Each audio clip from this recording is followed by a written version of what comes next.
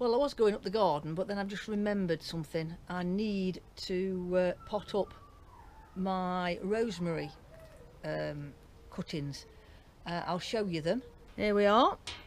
I just took some rosemary cuttings off my rosemary plant and put them in a glass. I've put them in the windowsill, and I don't know whether you can see this. Can you see the roots? Look at that. That's one, two, look at the root on that, three. That root's not quite as long, it's come from higher up on the plant. Normally they come from like the little nodes where two leaves join. So I'm going to get them in some compost. Right, we're going to pot these rosemary up. Now, because they used to being in water, when we put them into this compost, we need to keep this compost very wet to start with, because they're used to soaking up the water and they're not used to being in soil. So all we need to do is make a nice hole in there. Be very careful of the roots and slide it in, firm it down, and then start on the next one.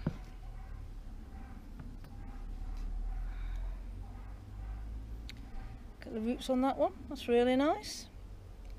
So carefully wiggle the roots in, make sure that you firm the soil around the roots. Don't leave no air gaps.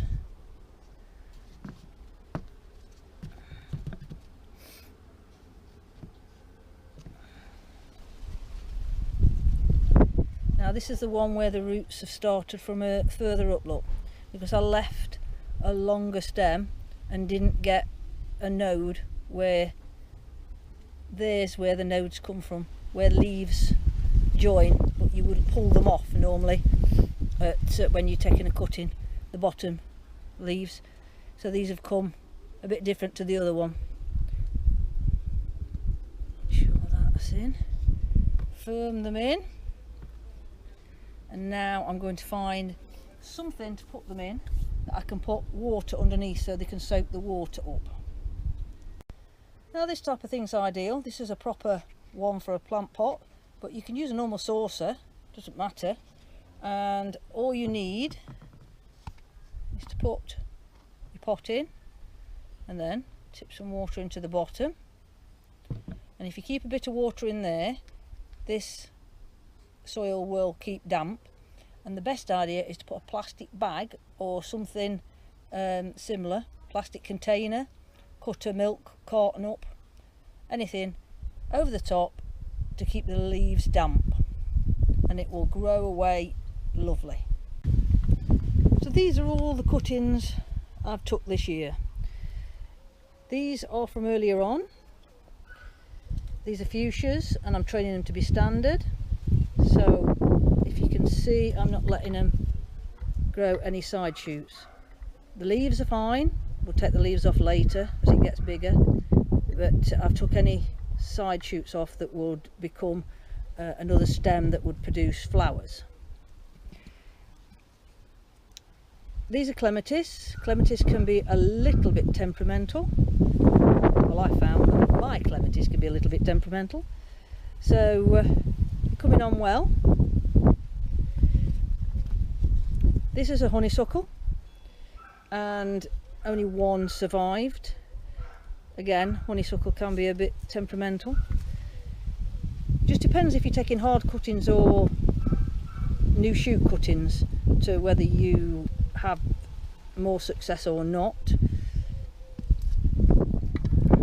So we have the hebe cuttings, which I am grateful for, because my hebe bush that I've been training into a hedge, as one of them has succumbed to the weather. So they're looking fine. They were took earlier on in the year. My poor hebe bush, we still have a bit of life left in it. I'll give it another water today, but most of it looks like it's dead. So not happy at all about my poor Hebe bush. This is the other side. On my last garden chat I showed a few photos. This one gets shade in the early morning, and the other one don't get no shade at all. Here we have some more clematis, and these are fuchsias taken quite a few months ago now, and even one's got a bud coming on it, look. But I have a new contraption. I find a plant pot the same size as the base of this funnel, and I take the cuttings, and these are new cuttings in here. There we are, look. Take the cuttings, put them in the plant pot, and then put this lid back on, and then put them in, stand them in some water. And oops, I need 2 hands to put that back on now. So these are only, I would say, a week old, if that. So they're doing well. There we are, got the lid back on. I needed 2 hands. Most of them are salvias in there. Over here we have more dahlias, but these dahlias are quite important to me and my friend, because we bought one each and we both liked both plants. So Joe bought one, I bought the other, and we took cuttings for each other off of them. So this one's actually not in a bag, but it's doing quite well. These have been put into bags, plant pots underneath them, soil of course, and then the bags on the top. This bag wants to be changed for a better bag than this. It's just I hadn't got anything else at the time handy. I'm going to take this off. Be very, very careful not to pull the plant out. I think I might need 2 hands. Hang on a minute.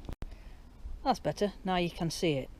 Now this was taken when me and Joe went shopping. I forgot what day. Friday, and we're on Tuesday. So if it was going to keel over and die pretty quick, it would have done so by now. So I need to go and fetch another. The freezer bags work best. They're a bit more stiffer, and they hold themselves up off the plant a bit better. So the idea of the bag is to keep the leaves damp so they don't wilt, and let the bottom end that's in the soil start to produce roots. So that's looking fine. I mean, it could keel over and die yet, because we don't reckon to take cuttings this late, but we will see. Just let me take the bags off the others and show you. And because they need a lot of water, because they've got a lot of leaf, this is why we need the bag, and this is why I stand them in water, so the compost is always damp, so it helps them to keep them going until the roots develop. And I very rarely have any rotting off. Whether I've just been lucky, whether other people do it differently. Everybody does things differently. I never use no rooting compound. I take cuttings all time of year, and if they grow, they grow. If they don't, they don't. So it's sometimes a bit of potluck, but that's how I do it. And why I'm doing a bit of potting up, I'm going to pot up Firecracker. This is Firecracker. I got this from the Gardener's World show, and I am making it into a standard. So that means taking all the side shoots off. You leave the side leaves on to start with, else the plant will suffer. But anything that looks like it's going to turn into a side shoot and produce flowers, you take off. So I'm going to pot this up. I'm going to put it into just a little bit bigger pot. You can see that one will fit inside there just nicely, so it'll have some fresh compost and a little bit extra room just to bring it on. The easiest way to tip them out, take the label out, put fingers through the stem, turn it over, give it a pat, maybe a squeeze, and out it comes. Now this is not really ready for a bigger pot, but I don't think the soil in this pot is very good. It's been stood a long time, and it keeps getting watered because of the heat, so all the goodness will have been washed out. So we're going to break some of this soil off, find the roots and put it into this pot. Right, I'm not going no further than this. So that shows you how many roots there is on this plant, and that's not very many. So this plant is struggling. So this plant's going to be moved out of the sun into an area where it won't dry out quite so much, so it won't have to be constantly being watered. This is constantly being watered because the sun keeps drying the top out. Sometimes leads to the roots rotting a bit, so you have to be ever so careful in hot weather actually how much you do water, because the top of the pot may look very dry. It doesn't mean to say that further down in the pot is dry, so you just have to be careful of these things in this hot weather. So get some nice new compost around this plant. It's probably in a bit too big a pot now because it hadn't got as much roots as I thought it had got, but hopefully it will pick up. So I'll just give this a little bit of water on the top, not too much, and hope that you start to look a little bit better. It looks a bit droopy. Well, while I sat having a bit of a rest in my little chair, in my little corner, on a not quite so hot day, so I can think properly. I've been having lots of trouble with the heat, but now it's cooling down. How long it will last, that is, I don't know, but now it's cooling down, I'm a lot happier. So I was sat here thinking about us small channels, and I thought I'd encourage all of small channels to get together and like and subscribe to each other, and we've got quite a few little groups that quite good community groups on YouTube. There's quite a few of us that stick together and swap seeds and chat and generally have a nice gardening time.